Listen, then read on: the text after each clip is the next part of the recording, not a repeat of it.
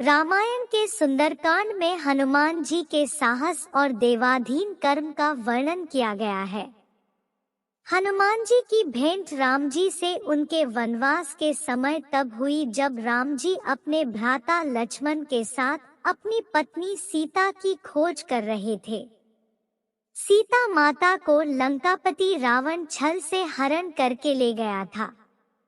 सीता जी को खोजते हुए दोनों भ्राता शिमुख पर्वत के समीप पहुंच गए, जहां सुग्रीव अपने अनुयायियों के साथ अपने ज्येष्ठ भ्राता बाली से छिपकर रहते थे।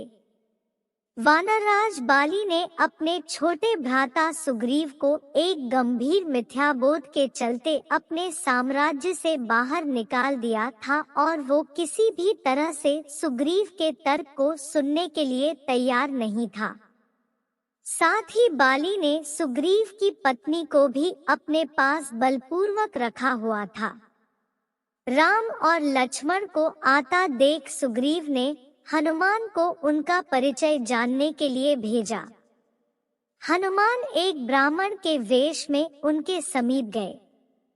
हनुमान के मुख से प्रथम शब्द सुनते ही श्री राम ने लक्ष्मण से कहा कि कोई भी बिना वेद पुराण को जाने ऐसा नहीं बोल सकता जैसा इस ब्राह्मण ने बोला। राम जी को उस ब्राह्मण के मुख, नेत्र, माथा, भौह या अन्य किसी भी शारीरिक संरचना से कुछ भी मिथ्या प्रतीत नहीं हुआ। राम जी ने लक्ष्मण से कहा कि इस ब्राह्मण के मंत्रमुग्ध उच्चारण को सुनके तो शत्रु भी अस्त्र त्याग देगा। उन्होंने ब्राह्मण की और प्रसन्न सा करते हुए कहा कि वो राजा निःसंकोच ही सफल होगा जिसके पास ऐसा गुप्तचर होगा। श्री राम के मुख से इन सब बातों को सुनकर हनुमान जी ने अपना वास्तविक रूप धारण किया और श्री राम के चरणों में नतमस्तक हो गए। श्री राम ने उन्हें उठाकर अपने हृदय से लगा लिया। उसी दिन एक भक्त और भगवान का हनुमान और प्रभु राम के रूप में अटूट और अनश्वर मिलन हुआ। तत्पश्चात हनुमान ने श्री राम और सुग्रीव की मित्रता करवाई। इसके पश्चात ही श्री राम ने बाली को मारकर सुग्रीव को उनका सम्मान और गौरव वापस दिलाया और लंका युद्ध में सुग्रीव ने अपनी वानर सेना के साथ श्री राम का सहयोग दिया। सीता माता की खोज में वानरों का एक दल दक्षिण तट पे पहुंच गया, मगर इतने विशाल सागर को लांघने का साहस किसी में भी नहीं था।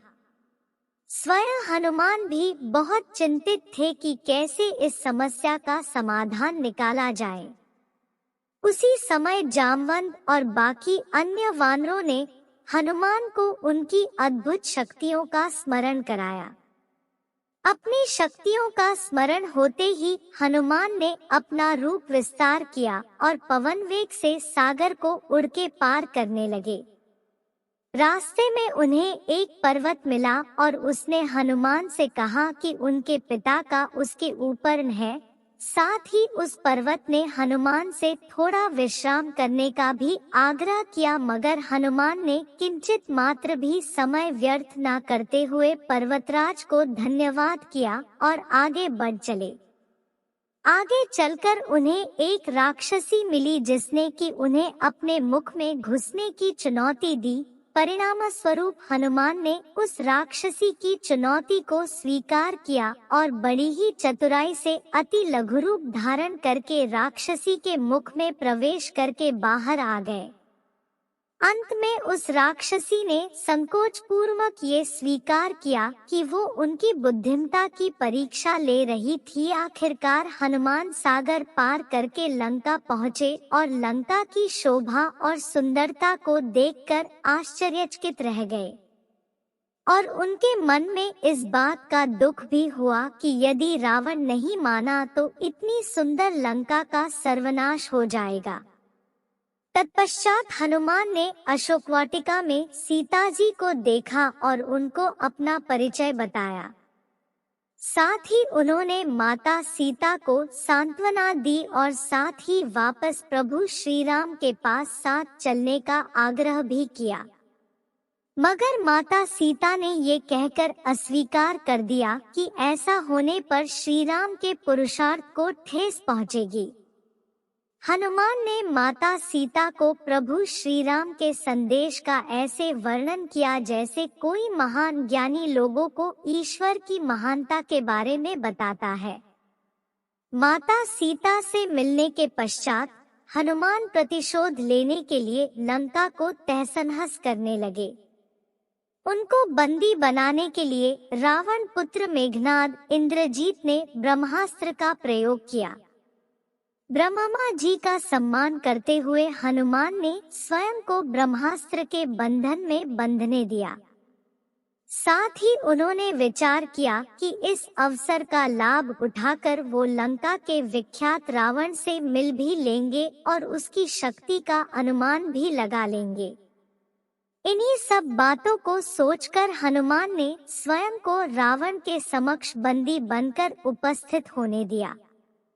जब उन्हें रावण के समक्ष लाया गया तो उन्होंने रावण को प्रभु श्री राम का चेतावनी भरा संदेश सुनाया और साथ ही ये भी कहा कि यदि रावण माता सीता को आदर पूर्वक प्रभु श्री राम को लौटा देगा तो प्रभु उसे क्षमा कर देंगे। क्रोध में आकर रावण ने हनुमान को मृत्युदंड देने का आदेश दिया, मगर रावण के छोटे भाई विभीषण ने ये कहकर बीच बचाव किया कि एक दूत को मारना आचार संहिता के विपरीत है। ये सुनकर रावण ने हनुमान की पूंछ में आग लगाने का आदेश दिया। जब रावण के सैनिक हनुमान की पूंछ में कपड़ा लपेट रहे थे, तब हनुमान ने अपनी पूंछ को खूब लंबा कर लिया और सैनिकों को कुछ समय तक परेशान करने के पश्चात पूंछ में आग लगाने का अवसर दे दिया। पूंछ में आग लगते ही हनुमान ने बंधन मुक्त होकर लंका को जलाना शुरू कर दिया और अंत में पूंछ में लगी आग को समुद्र में बुझाकर वापस प्रभु श्री राम के पास आ गए। लंका युद्ध में जब लक्ष्मण मूर्छित हो गए थे तब हनुमान जी को ही द्रोणागिरी पर्वत पर से संजीवनी बूटी लाने भेजा गया, मगर वो बूटी को भली भांति पहचान नहीं पाए और पुनः अपने पराक्रम का परिचय देते हुए वो पूरा द्रोणागिरी पर्वत ही रणभूमि में उठा लाए और परिणाम स्वरूप लक्ष्मण के प्राण की रक्षा की। भावुक होकर श्री राम ने हनुमान को हृदय से लगा लिया और बोले कि हनुमान, तुम मुझे भ्राता भरत की भांति ही प्रिय हो। हनुमान का पंचमुखी अवतार भी रामायण युद्ध की ही एक घटना है। अहिरावण जो कि काले जादू का ज्ञाता था, उसने राम और लक्ष्मण का सोते समय हरण कर लिया और उन्हें विमोहित करके पाताल लोक में ले गया। उनकी खोज में हनुमान भी पाताल लोक पहुंच गए। पाताल लोक के मुख्य द्वार पर एक युवा प्राणी मकरध्वज पहरा देता था, जिसका आधा शरीर मछली का और आधा शरीर वानर का था। मकरध्वज के जन्म की कथा भी बहुत रोचक है। यद्यपि हनुमान ब्रह्मचारी थे, मगर मकरध्वज उनका ही पुत्र था। लंका दहन के पश्चात जब हनुमान पूंछ में लगी आग को बुझाने समुद्र में गए तो उनके पसीने की बूंद समुद्र में गिर गई। उस बूंद को एक मछली ने पी लिया और वो गर्भवती हो गई। इस बात का पता तब चला जब उस मछली को अहिरावण की रसोई में लाया गया। मछली के पेट में से जीवित बचे उस विचित्र प्राणी को निकाला गया। अहिरावण ने उसे पाल कर बड़ा किया और उसे पातालपुरी के द्वार का रक्षक बना दिया। हनुमान इन सभी बातों से अनभिज्ञ थे। यद्यपि मकरध्वज को पता था कि हनुमान उसके पिता है, मगर वो उन्हें पहचान नहीं पाया क्योंकि उसने पहले कभी उन्हें देखा नहीं था। जब हनुमान ने अपना परिचय दिया तो वो जान गया कि ये मेरे पिता हैं, मगर फिर भी उसने हनुमान के साथ युद्ध करने का निश्चय किया क्योंकि पातालपुरी के द्वार की रक्षा करना उसका प्रथम कर्तव्य था। हनुमान ने बड़ी आसानी से उसे अपने अधीन कर लिया और पातालपुरी के मुख्य द्वार पर बांध दिया। पातालपुरी में प्रवेश करने के पश्चात हनुमान ने पता लगा लिया कि अहिरावण का वध करने के लिए उन्हें 5 दीपकों को एक साथ बुझाना पड़ेगा। अतः उन्होंने पंचमुखी अवतार श्री वराह, श्री नरसिम्हा, श्री गरुड़, श्री हयग्रीव और स्वयं धारण किया और एक साथ में 5 दीपकों को बुझाकर अहिरावण का अंत किया। अहिरावण का वध होने के पश्चात हनुमान ने प्रभु श्री राम के आदेशानुसार मकरध्वज को पातालपुरी का नरेश बना दिया। युद्ध समाप्त होने के साथ ही श्री राम का 14 वर्ष का वनवास भी समाप्त हो चला था। तभी श्री राम को स्मरण हुआ कि यदि वो वनवास समाप्त होने के साथ ही अयोध्या नहीं पहुँचे तो भरत अपने प्राण त्याग देंगे। साथ ही उनको इस बात का भी आभास हुआ कि उन्हें वहां वापस जाने में अंतिम दिन से थोड़ा विलंब हो जाएगा। इस बात को सोचकर श्री राम चिंतित थे, मगर हनुमान ने अयोध्या जाकर श्री राम के आने की जानकारी दी और भरत के प्राण बचाकर श्री राम को चिंता मुक्त किया। अयोध्या में राज्याभिषेक होने के बाद प्रभु श्री राम ने उन सभी को सम्मानित करने का निर्णय लिया जिन्होंने लंका युद्ध में रावण को पराजित करने में उनकी सहायता की थी। उनकी सभा में एक भव्य समारोह का आयोजन किया गया जिसमें पूरी वानर सेना को उपहार देकर सम्मानित किया गया। हनुमान को भी उपहार लेने के लिए बुलाया गया। हनुमान मंच पर गए मगर उन्हें उपहार की कोई जिज्ञासा नहीं थी।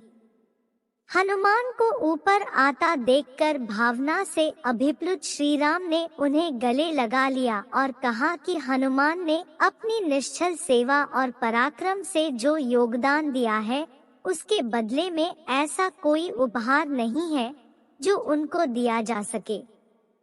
मगर अनुराग स्वरूप माता सीता ने अपना एक मोतियों का हार उन्हें भेंट किया। उपहार लेने के उपरांत हनुमान माला के एक एक मोती को तोड़कर देखने लगे। ये देखकर सभा में उपस्थित सदस्यों ने उनसे इसका कारण पूछा तो हनुमान ने कहा कि वो ये देख रहे हैं मोतियों के अंदर उनके प्रभु श्री राम और माता सीता है कि नहीं, क्योंकि यदि वो इनमें नहीं है तो इस हार का उनके लिए कोई मूल्य नहीं है। ये सुनकर कुछ लोगों ने कहा कि हनुमान के मन में प्रभु श्री राम और माता सीता के लिए उतना प्रेम नहीं है जितना कि उन्हें लगता है। इतना सुनते ही हनुमान ने अपनी छाती चीर के लोगों को दिखाई और सभी ये देखकर स्तब्ध रह गए कि वास्तव में उनके हृदय में प्रभु श्री राम और माता सीता की छवि विद्यमान थी।